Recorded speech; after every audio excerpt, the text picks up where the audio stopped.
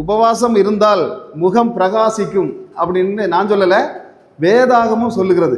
மோசே 2 முறை 40 நாள் உபவாசம் இருந்தார். அதில் முதல் முறை உபவாசம் இருந்துட்டு அங்கிருந்து மலையிலிருந்து இறங்கி வரும்போது அவருடைய முகம் பிரகாசித்தது அப்படின்னு சொல்லி அந்த வேதாகமத்தில் வாசிக்கிறோம். அவர் ஒரு பைபிள் காலேஜிலிருந்து இறங்கி வந்ததுனால அல்ல, செமினாரியில இருந்து இறங்கி வந்ததுனால அல்ல, இல்லை ஒரு பஞ்சாயத்து ஆபீஸில் இருந்து இறங்கி வந்ததுனால அல்ல, வில்லேஜ் ஆபீஸில் இருந்து இறங்கி வந்ததுனால அல்ல, தேவ சந்நிதியில் இருந்து அவர் இறங்கி வந்ததுனால தான் அவருடைய முகம் பிரகாசித்தது. இன்னைக்கு நீங்க வந்திருக்கிறது தேவ சந்நிதிக்கு. இங்க இருந்து நீங்க இறங்கி போகும்போதே உங்களுடைய முகம், உங்கள் பிள்ளைகளுடைய முகம், உங்கள் சந்ததியுடைய முகம், உங்க தலைமுறையுடைய முகம் பிரகாசிக்கும். உபவாசம் நான் இருக்கிறேன் பிரதர் அப்படின்னு சொல்லிட்டு சில பேர் டிவி முன்னாடி இருந்து சீரியல் பார்க்கறது இல்லை உபவாசம், இல்லை ஐபிஎல் கிரிக்கெட் மேட்ச் பார்க்கறது இல்லை உபவாசம். உபவாசம் அப்படின்னு சொன்னாலே ஆலயத்துக்கு வரணும், தேவ சந்நிதிக்கு வரணும். அப்படிதான் எல்லாரும் இருந்தாங்க.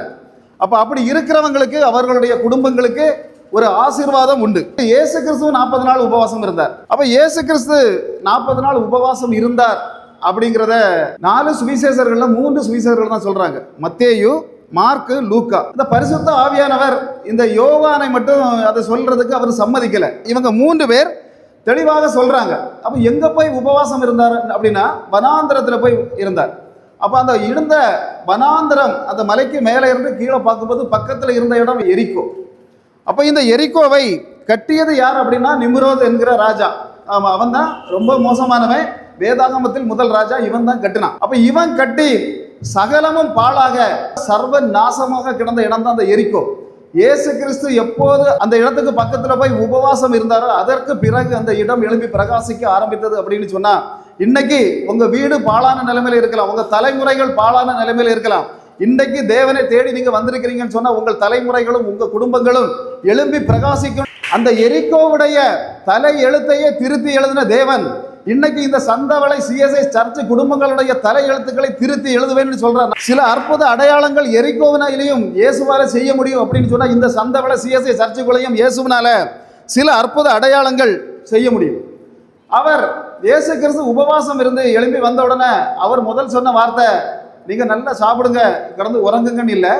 முதல் வார்த்தை அவர் சொன்னது, மனம் திரும்புங்கள், பரலோக ராஜ்யம் சமீபத்திருக்கிறது. மத்தேயு 4வது அதிகாரம் 17வது வசனத்தில் எடுத்து பார்த்தா தெரியும், மனம் திரும்புங்கள். அவருடைய வாயிலிருந்து அவர் எப்போது உபவாசம் இருந்து விட்டு எழும்பி போனாரோ அப்போது சொன்ன முதல் வார்த்தையே என்னதுதான், மனம் திரும்புங்கள். இன்னைக்கு நாங்க உபவாசம் இருந்திருக்கிறோம் பிரதர், 21 நாள் உபவாசம் இருக்கிறோம், 30 நாள் உபவாசம் இருக்கிறோம்.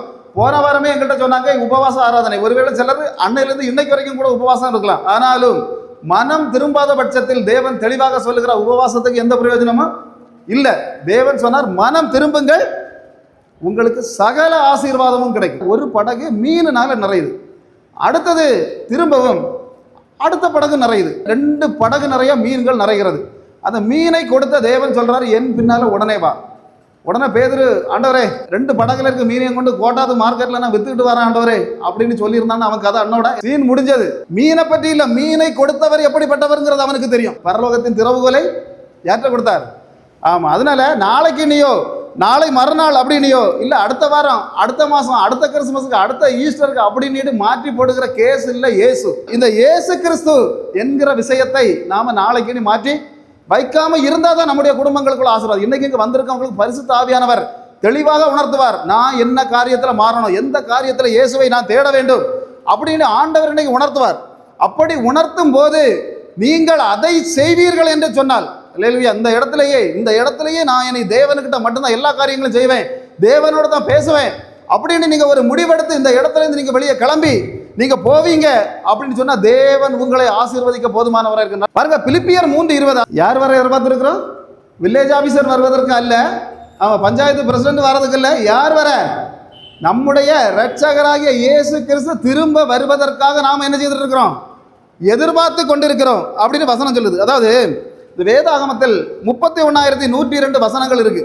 இதுல 1800 வசனங்கள் சொல்லுது இயேசு கிறிஸ்து திரும்ப 2வது வருகையில் வருவார். கிட்டத்தட்ட 25 வசனங்களுக்கு ஒரு வசனம் என்ன சொல்லுகிறதுனா இயேசு கிறிஸ்து திரும்ப வருவார். இன்னைக்கு வாட்ஸ்அப்பா எடுத்தாலும் சரி, ஃபேஸ்புக்கா எடுத்தாலும் சரி, சர்ச்சிலையும் சரி, மீடியாக்களையும் சரி சொல்றது என்னன்னா இந்த உலகம் மட்டும்தான் நமக்கு எல்லாமே, எல்லாம் இந்த உலகத்திலேயே நம்ம கட்டி போடுகிற பிரசங்கங்கள் உலக ஆசீர்வாதங்களை வைத்து. ஆனா வேதம் தெளிவாக சொல்லுகிறது தேவன் வருவார். ஆமா, தேவனோடு போவதற்காக தயாராகணும். இன்னைக்கு நீங்க ஸ்தோத்திரம் சொன்னாலும் சரி சொல்லாட்டாலும் சரி, ஆமேன் சொன்னாலும் சரி சொல்லாட்டாலும் சரி, நாங்க சொல்றோம், நாங்க பிரசங்கிக்கிற இயேசு வருவார். அப்ப அநேக பேர் எங்கள்கிட்ட கேட்பாங்க, நீங்க எப்ப பார்த்தாலும் இப்படி எனக்கு யூடியூப்பை பார்த்துட்டு அநேக பேர் கேள்வி கேட்பாங்க, என்ன வருவார் வருவார்னு நீங்களும் சொல்லிட்டீங்க, நீங்களும் 3-4 வருஷமா யூடியூப்ல இயேசு வரார் இயேசு வர, எங்க ஐயா உங்க இயேசு?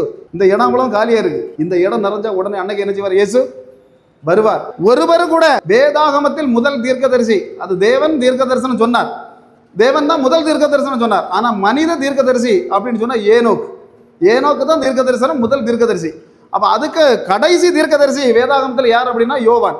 ஏனோக்கு முதல் இந்த யோவான் வரை உள்ள தீர்க்கதரிசிகள் எல்லாருமே 4000 வருடங்களுக்கு மேலாக சொன்ன வார்த்தை என்ன அப்படின்னு சொன்னா இயேசு கிறிஸ்து வருவார். இப்ப முதல் வருகையை பற்றி 4000 வருடங்களாக, இயேசு கிறிஸ்து பிறப்பதற்கு 4000 வருடங்களுக்கு முன்பாக முதலாக யெகோவா தேவன் தீர்க்க தரிசனம் சொன்னார் ஆதியாகமத்தில். அதுக்கு பிறகு இயேசுடைய பிறப்பு, அவருடைய வாழ்வு, அவருடைய போதனைகள், சிலுவை, மரணம், எல்லாமே அவருடைய உயிர்த்தெழுப்பு, திரும்ப பரிசுத்த ஆவியானவரை அனுப்புவ காரியங்கள் எல்லாம் நிறைய தீர்க்க தரிசனம் சொல்லப்பட்டது. ஆனால் முதல் வருகையை பற்றி கிட்டத்தட்ட ஒரு 350 தீர்க்க தரிசனங்கள் தான் நான் வேதாகமத்தில் பார்த்துருக்கிறேன். பிறப்பார் சொல்லப்பட்டிருக்கு. ஆனால் இரண்டாவது வருகையை பற்றி 1800 வசனங்களில் சொல்லப்பட்டிருக்கிறது. இயேசு வருகிறார் அப்படின்னு சொல்லி ஒரு தூதன் தான் வந்து மரியாதை சொன்னான். இயேசு திரும்ப போகும்போது திரும்ப வருவார் அப்படின்னு 2 தூதர்கள் சொன்னாங்க. வேதாகமத்தில் பார்த்தீங்கன்னா 350 வசனங்கள்ல முதல் வருகை சொல்லப்படுகிறது, இரண்டாவது வருகை 1800 வசனங்களில் சொல்லப்படுகிறது.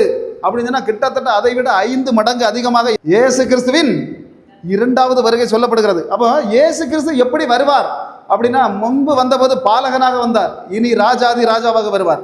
சிலுவையில் தொங்குவதற்காக வந்தார், தாவீதின் சிங்காசனத்தில் இருப்பதற்காக இனி வருவார். கழுதை மேல் ஏறி வந்தார், இனி வெள்ளை குதிரை மேல் ஏறி வருவார். எருசலேமுக்குள் கழுதையில் தான் போனார், இனி வெள்ளை குதிரையில் எருசலேமுக்குள் போவார். முள்கிரீடம் அவருடைய தலையில் அணிவிக்கப்பட்டிருந்தது, ஆனால் இனி ராஜ கிரீடம், ராஜாதி ராஜா என்கிற கிரீடம் அவருக்கு அணிவிக்கப்பட்டிருக்கும். அன்னைக்கு போய் அண்ணா முன்னாலேயும் சரி, கைபா பிலாத்து ஏறாவது முன்பாக விசாரணைக்கு நின்றார்.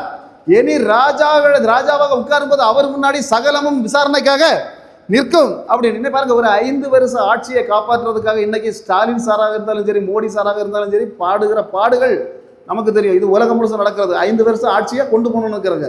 ஆனால் இயேசு கிறிஸ்து வந்து 1000 வருடம் அரசாட்சி செய்வார். அங்கே எதிர்கட்சி இருக்காது.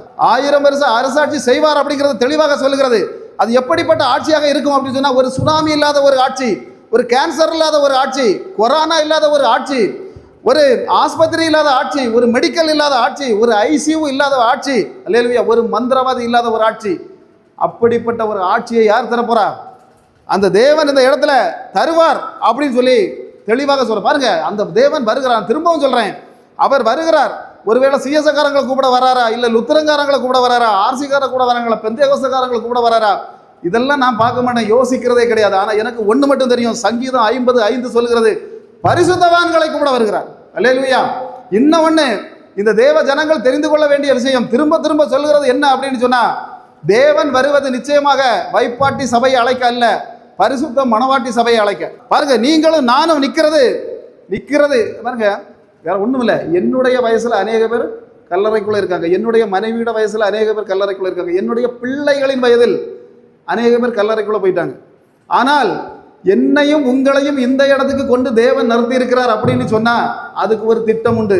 நீங்க மட்டுமல்ல பரலோக ராஜ்யத்துக்கு போக வேண்டியது, உங்களோட சேர்ந்த பக்கத்தில் இருக்க எதிர்த்த வீட்டுக்காரன், எதிர்த்த தெருவுக்காரன் எல்லாரையும் கூட்டி கொண்டு போகிற ஒரு திட்டம், தேவ திட்டம் இருந்ததுனால மட்டும்தான் உங்களையும் என்னையும் இன்னைக்கு நடத்திருக்கல. கொரோனாவில் மட்டும் 1.5 கோடி ஜனம் இந்த உலகத்தை விட்டு குட் பை சொன்னபோது உங்களையும் என்னையும் தேவனிகை கொண்டு வைத்திருக்கிறார். அப்படின்னா நீங்க குடிச்ச மஞ்ச தண்ணியோட பலம் இல்ல, ஹார்லிக்ஸோட பலம் இல்ல, அல்லேலூயா, நீங்க குடிச்ச ஹார்லிக்ஸோட பலம் இல்ல, இல்ல போனிட்டாயோட பலம் இல்ல, பழைய கஞ்சியோட பலம் இல்ல, தேவ திட்டம் உண்டு. அந்த தேவ திட்டம் இந்த சர்ச்சையில் எத்தனை பேர் உண்டுங்கிறது எனக்கு தெரியாது, உங்களுக்கு தெரியும், நான் இதுவரைக்கும் வந்ததில்லை. ஆனால் உங்க இத்தனை பேரையும் கொண்டு உபவாச ஆராதனையில இருத்திருக்கிறார்கள், அதுக்கு ஒரு திட்டம் உண்டு. தேவன் கடைசியாக சொன்ன வார்த்தை என்ன அப்படின்னா, உலகமெங்கும் போய் சுவிசேஷத்தை அறிவியுங்கள். அல்லேலூயா. நாங்கெல்லாம் ஒன்றும் இல்லை, என்கிட்ட எத்தனை பேர் வேலை பார்க்கறதுன்னு சொன்னால் நீங்களும் ஆரம்பிப்போம், அவ்வளோ ஒரு வேலை. ஆனால் என்னத்துக்காக போகிறோம்? நாங்கள் தேவனுடைய திட்டங்களை சுவிசேஷத்தை சொல்றதுக்கு. அப்போ நாங்கெல்லாம் பெரிய ஆளுங்கிற காட்டுறதுனால இல்லை, நீங்களும் அதை செய்யணும் அப்படின்னு. நாங்கெல்லாம் பெரிய ஆள் ஒன்றும் இல்லை. இன்னைக்கு பிரசங்கிக்கிற ஜெயக்குமார் நாளைக்கு பிரசங்கிக்கணும்னா என் தேவன் அவர் முடிவு செய்யணும். இந்த இடத்துல நாளைக்கு உபவாச ஆராதனை அடுத்த வாரம் நடக்கணும், அடுத்த மாதம் நடக்கணும்னு அவர் என்ன செய்யணும்? முடிவு செய்யணும். இல்லை அவர் முடிவு செய்யறன்னா ஒரு சுக்கம் என்ன செய்யாது, நடக்காது. தேவன் வருகிறார், அது இன்னைக்கும் சொல்லுவோம், என்னைக்கும் சொல்லுவோம். ஆனா தேவன் வரக்கூடியது பாருங்க, தேவன் வருகிறது. கிறிஸ்துமஸுக்கு எல்லா கிறிஸ்துமஸுக்கும் ஸ்டார் தூக்கி கட்டி தூக்குகிற கிறிஸ்தவனை கூப்பிட்டு போறதுக்கு இல்ல குருத்துவாலையை பிடிச்சிட்டு ஊரா சுத்துகிற கிறிஸ்தவனை கொண்டு போறதுக்காக அல்ல. தீபாவளி பற்றி எந்த படம் ரிலீஸ் ஆனாலும் முதல் ஷோவில் போய் பார்க்கிறவன் அல்ல. IPL மேட்சுக்கு முன்னாடி இருந்து அதை ரசித்து கொண்டிருக்கிற கிறிஸ்தவனை அழைக்க அல்ல. இன்னைக்கும் என்னைக்கும் இந்த இடத்துல நாங்க சொல்லுவோம், தேவன் வருவது பரிசுத்தவான்களை அழைக்க. ஏன் அவர் அப்படி பரிசுத்தவான்களை? கபிரியேலை விட பரிசுத்தமானவர் இயேசு, ஒரு மிகாவேலை விட பரிசுத்தமானவர் இயேசு, பேதுருவை விட, பவுலை விட பரிசுத்தமானவர் இயேசு. அவருக்கு தேவை பரிசுத்தமான ஜனங்கள் மட்டும்தான். அல்லேலூயா. இன்னைக்கு என்ன செய்யணும் அப்படின்னு சொன்னா, உன் கை பரிசுத்தமா இருக்கணும், உன்னுடைய கால் பரிசுத்தமா இருக்கணும், உன் நாவு பரிசுத்தமாக இருக்கணும், உன்னுடைய செல்போன் பரிசுத்தமாக இருக்கணும். இன்னைக்கு பழைய காலங்களில் பார்த்தீங்கன்னா ஒரு பையன் கெட்டு போகணும் அப்படின்னு சொன்னா ஏதாவது பார்க்குக்கோ இல்லை தேட்டருக்கோ இல்லை வேற எங்கேயாவது போனால் தான் பையன் கெட்டு போவான். இன்னைக்கு ஒரு செல்போனை கொடுத்து ஒரு ரூம் மட்டும் கிடைச்சா போதும், பையன் கெட்டு போறதுக்குள்ள எல்லா சகல காரியமும் செல்போனில் விட. அதான் சொல்றேன், செல்போன் என்ன செய்யணும், பரிசுத்தமாக இருக்கணும். அதை உங்க பொறுப்பு. உங்க பிள்ளைகளுக்கு செல்போனை கொடுக்கும்போது, இல்லை 1-2 பிள்ளைகள் இருக்கீங்க, செல்போனை எடுத்து அவங்க விளையாடும் போது கவனிக்கணும், இது என்ன நடக்குதுங்க அப்படின்னு. அப்படி இருந்தால் பிள்ளைகளை பரிசுத்தமாக நம்மளால மாற்ற முடியும். அல்லேலூயா. கர்த்தர் தாமே இந்த வார்த்தைகளை பரிசுத்தப்படுத்துவாராக.